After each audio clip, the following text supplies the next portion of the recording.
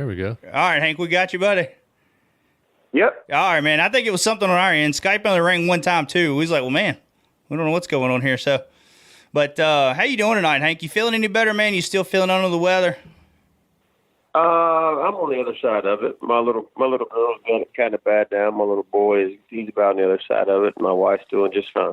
I got you, man. Well, that's good. Was it the classic virus that was going around, or is it just kind of?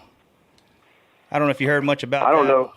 I don't have any idea what it was because we weren't sick when we left, and we got here, and we went and got haircuts the other day, and then it just happened. Yeah.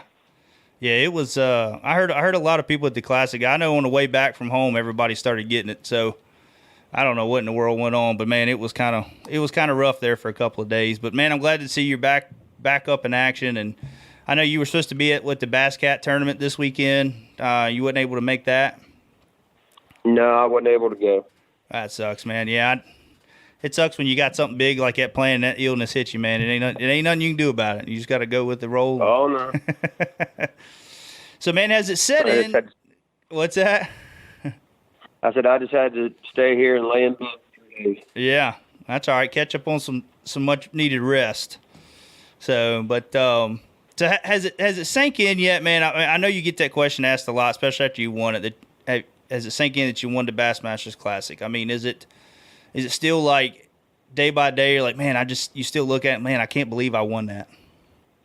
I'm probably gonna always look at it and say that I can't believe I won it. But my wife reminded me a little while ago we were making a bubble bath for my little girl so she could take it and put some breathing treatment in there. And she looked over and she said, "You know, a week ago at this time, you remember what you were doing?" And I actually had to think about it for a second. And I was like, "Oh, it was a week ago." So no, it's a pretty cool thing, man. It's probably something that I chased it for so long and I wanted it for so many years. It's never. Every time I walk by that trophy, I'm going to have that feeling. Yeah. Oh, yeah. Like I say, you've been chasing this thing for a while now. You've had a very close opportunity in 2013, and it being right there and being taken away just like that, too. So to be able to finally get it, it does take it a little bit to kind of sink in, Like, I can't believe it happened. it definitely does, and that wasn't close, but, I'm definitely now not living in the past, just looking forward to the future. That's right.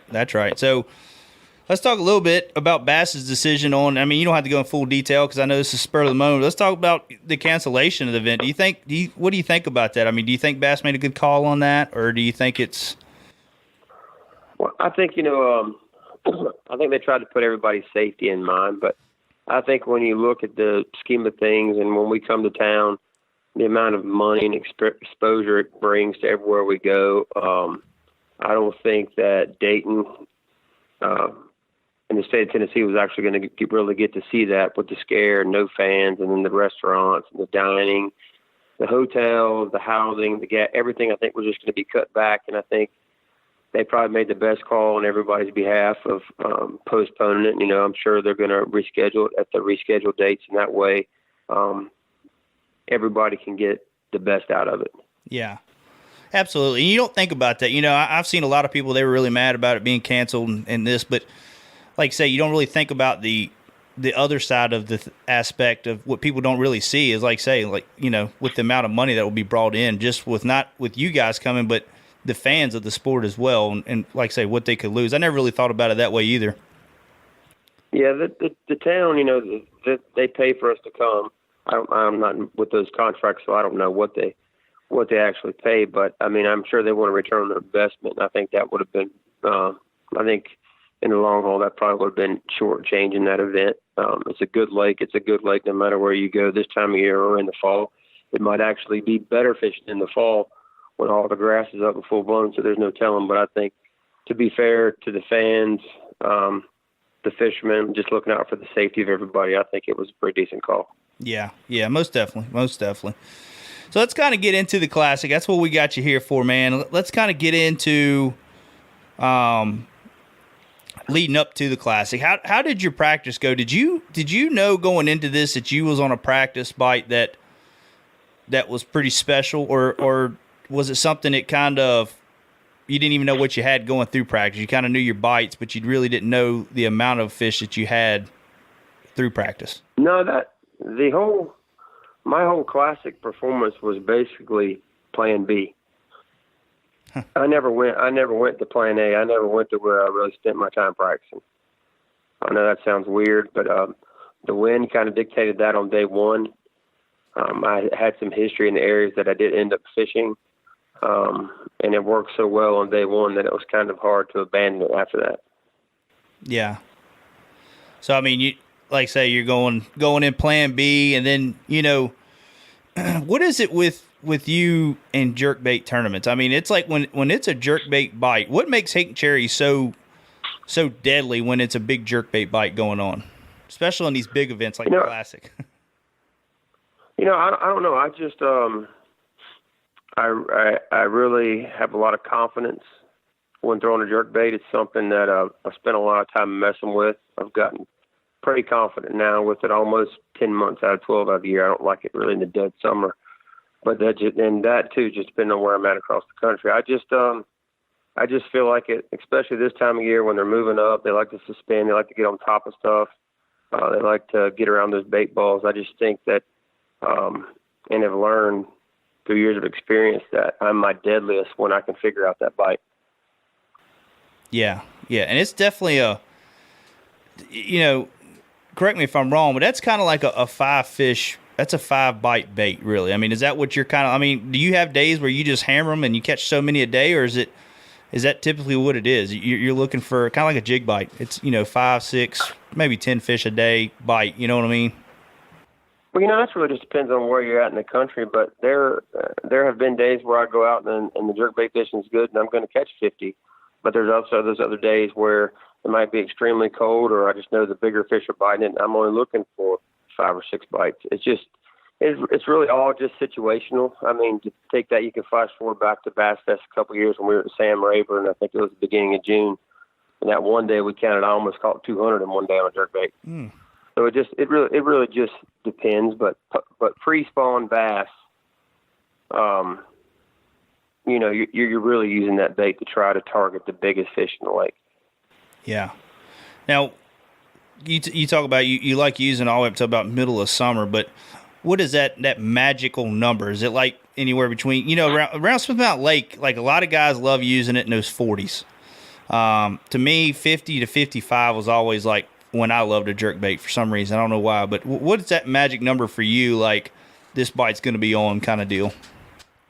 Well, I do catch them when it's in the 40s. Sometimes I just think that's it's just a little too slow for me to fish. It's as slow as you need to fish it in that real cold water. I like it in the low. I like it starting around 50 to 55 degrees, but I think it shines especially around that 58, 59 right before they make that move to move up on the beds, right when they're at that last stop before they go. Whenever that happens, I think that's the best time because you can cover so much water and you will get big bites doing it. Yeah. So are you kind of looking for those areas like the last secondary point before they move into, or a secondary point before they move into those pockets, or like Guntersville? I know you was on, the riprap around the bridges and stuff like that. But what are some of the main things you're starting to look for? Like say you're trying to get them on that last part before they move in for the spawn. So what are some things you're looking for to start throwing that bait on? Well, you look at it, if there's grass lakes, you look for the high spots that are out towards the mouths of the pockets. If you've got docks around, you're looking for that dock that might sit the furthest out from everything else. It might have a brush pile on the end of it. Anything that's going to be kind of abnormal where they're going to stop, where they're just saying, okay, walk temperature, give me 2 degrees, and I'm just swimming right over there. And that's it, because those kind of places, especially this time of year, you might catch 2 or 3 off at one time, and then 35, 40 minutes later, you might pull back up there, catch 2 or 3 more. Those are places where they're all stopping. They're coming through. They're just community routes, bus stop stations, what a lot of people call them. And it's just things like that. I basically look and I know where they're going, and then I just start working my way out to figure out, okay, this is where they're going to stop. This is where they're going to stop. And it could be anything as simple as just a nice sand flat that's got a little bit of taper to it at the end of it where they can just sit and hold before they come in. It doesn't have to be the most obvious structure in the world. I think that's where people make the mistake of when they're trying to locate fish that are moving in. They don't have to be it doesn't have to be a ginormous brush pile or a road bed. It doesn't have to be something like that first. Just needs to be a change where they can set up before they go in. I got you. Now we know in the classic you were using a jig, you was using a chatterbait and a jerk bait as well. You were changing some things up. What was it that you were using kind of first thing in the morning when it was real cool in the morning? Was you starting off with a jerk bait and then moving on to something else, or was it a 1-2 punch kind of deal where you were working all three baits in the same area? Well, the first day, I tried to start off with a jerk bait. It wasn't working. I went to the grass and I caught him on chatterbait. Came back to the rocks and ended up catching 2 more big ones doing that. But the rest of the time, I would just rotate through baits, just trying to find the activity level. Each day they got a little more active, a little later, which I kind of thought that with the full moon. Usually in the full moon this time of year, the most active biting is always going to be from that 11 o'clock to 2 o'clock period. So I already had that in my head. That's why the first day kind of shocked me a little bit, but there wasn't a specific thing. I just knew as the light got up and I could see the gizzard shad getting in the balls closer to the rocks using my Panoptics, I just knew the jerkbait was going to be the way to catch them. Yeah. Chris, did you say you had a question come in, Chris? Yeah, Joshua wanted to know how much pressure did he feel after such a big day one, and how did he deal with it so well? I didn't really feel any pressure at all, because I've always said if you're going to be leading a classic or you're going to have intention to win the classic, there's only 2 ways I want to do it. If I'm going to be leading, I want to be blowing it away. If I'm not leading, I want to be right behind whoever is leading. Yeah. So the pressure wasn't there. After the first day, I just knew I just had to execute, because then they had to beat me. Yeah. You had one hell of a lead going into day one, it was, you knew that you could go out and catch 15 pounds, and granted the other guys could have a chance of catching it back like you caught, but just knowing that you could go out and catch 15 pounds, 20 pounds, you had a good chance of really sealing the deal. They were going to have a dirty 30 bag really to make it happen, especially after the second day. Yeah, and that was my mind thought. The second and third day was, you got to go catch what you can catch. They got to catch you. And when you're in that position and you start thinking about it that way, a lot of the pressure just leaves. Yeah. I guess like for a golfer, if he's 4 strokes up, it's a lot easier for him to sink that 5-footer than if the guy's 1 stroke back and he's got to take his time and he really needs that 5-footer. That's just a totally different feeling.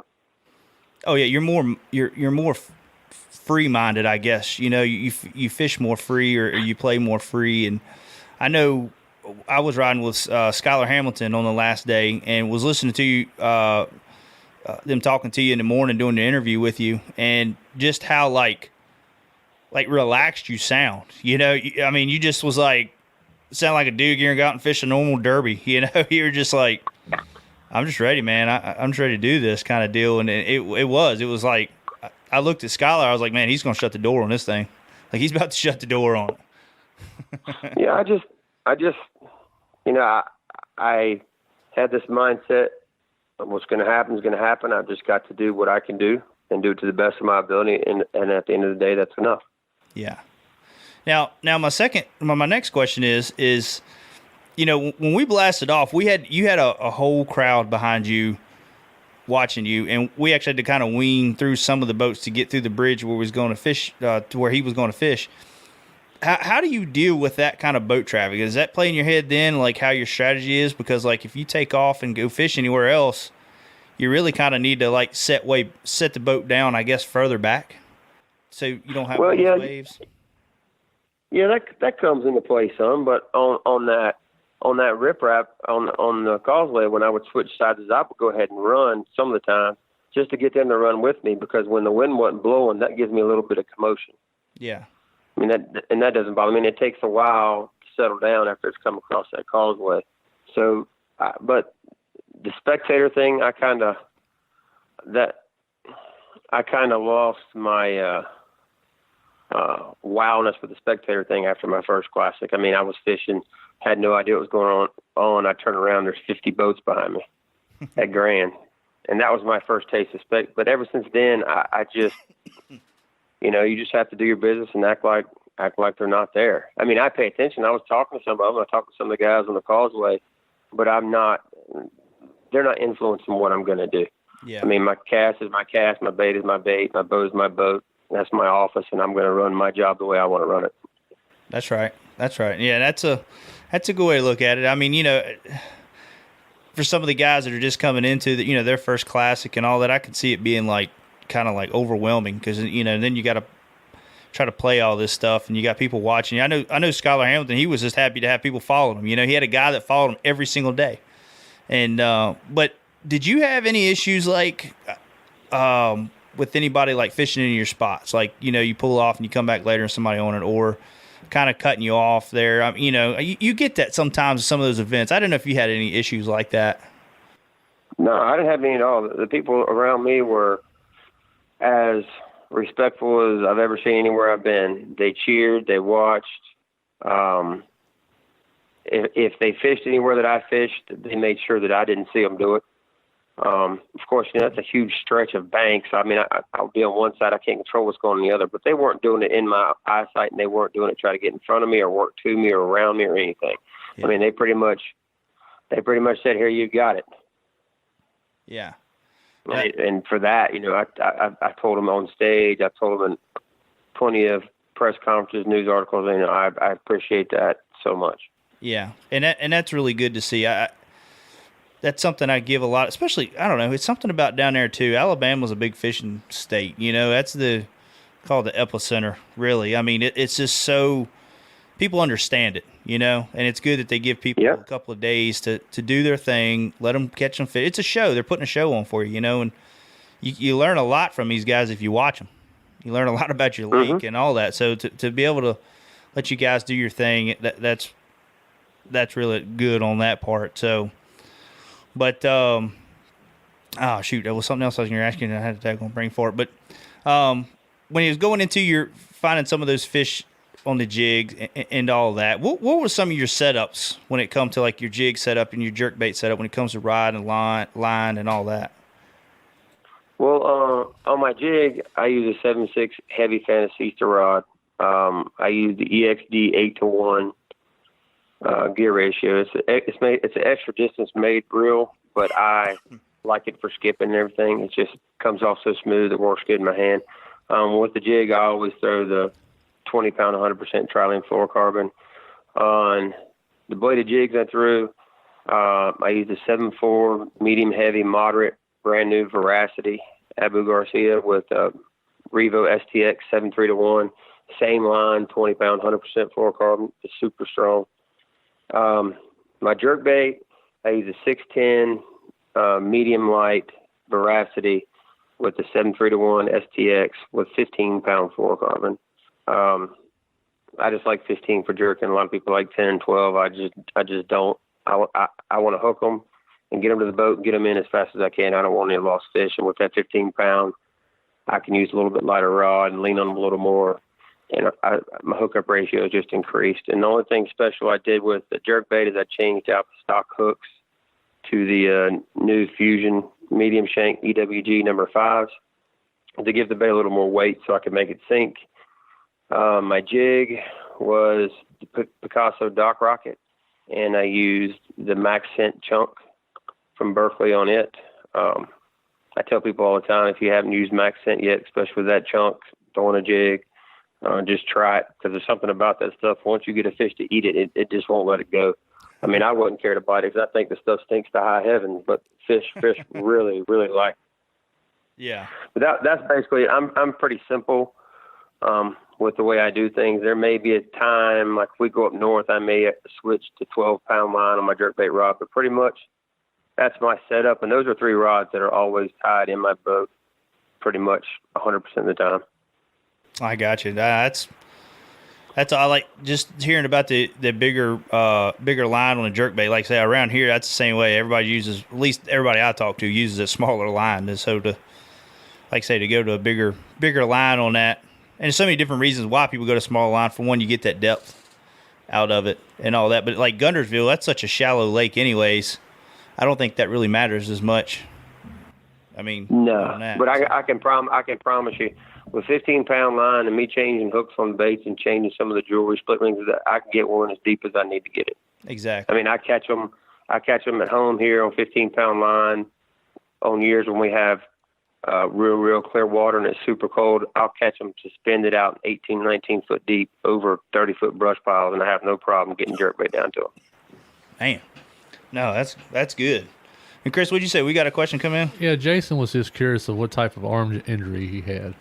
Oh, yeah, that's what we was going to get into. Kind of talk about your arm injury after day one. You caught 29 pounds and come in, and the rumor is in the media room that Hank fell, man. Hank hurt his elbow real bad. Kind of talk a little bit about your injury. Well, somehow landing one of those big ones I caught the first day on the back deck, I was laying down to get one. I was going to swing it until I saw how big it was. And when I kind of went down, I grabbed the side of the boat with my arm. My arm kind of hyperextended. I guess that would be the best way to do it. And after I got that fish in, I noticed on the next cast, it felt like something was cutting me like scissors. And just so happened on the next cast, I catch like a 6.5 pounder. And it started hurting as I'm reeling in. So I swung that one and got it in the boat. But to make a long story short, I come home, went to the doctor. They gave me 2 shots, one in the lower part of my elbow, one on the back of my forearm. He moved it around, jiggled, jostled. They say didn't think there was anything structurally wrong. He said the shots will take care of the pain. Should last me through the season, and I'll go see him at the end of the season. We'll get an MRI done. He said if there's anything minor that needs to be cleaned up, he can go in there and get it cleaned, and I'll be good to go next year. Wow. I mean, did it bother you much more? I mean, after you had your shot and all that, I mean, I know it's still sore, but was it still uncomfortable fishing-wise? I mean, was it you still having to fight through some of that? It was uncomfortable casting, except for the last day, because I think I dosed up on a lot of Advil. I mean, a lot of Advil, more than I probably should have, but I didn't feel much. I did wince, and they said you could hear me grunt a couple of times when I was casting, but every fish I put in the boat the last day, the pain just started going away and going away. Oh, yeah. Yeah. Now, I mean, I was looking at pictures of through Bassmasters, and they're taking pictures of you sitting in your boat. And, I mean, when you pull in, did you just kind of sit there and reflect on your whole week as you're coming up to the Coliseum and you're sitting there waiting to be pulled in through the back? I mean, you pretty much got it. Did you still have that butterflies in your stomach, like, because there's no what if anymore. I mean, you got the job done. Like some of these events, these guys don't know if they got it yet. They don't know if someone, was sandbagging on the bass tracks and all that. So, I mean, do you still have that butterfly sitting there in your boat? I still got the butterflies, but it's not really about the fish anymore. It's just about getting to go out there and see my friends and family. I know they were waiting on me. Yeah, that was the thing, because this was a true family victory. I mean, we all sacrificed and put in a lot of time for this to happen. Yeah. I know you had it was some great pictures. I know Scott Butcher got a couple pictures of you, and some of the bass guys got some pictures with you and your family on the boat getting pulled around. And it's such a special moment. Like you say, they sacrifice so much for you to chase your dreams, and then for them to finally be there with you and celebrate that with you. I mean, to me, I think it'd be so hard to even hold it together, It was more than trying, I'd have to say. But, it's just, it was if it was anything less than I've ever dreamed about, I'd be lying. It was everything.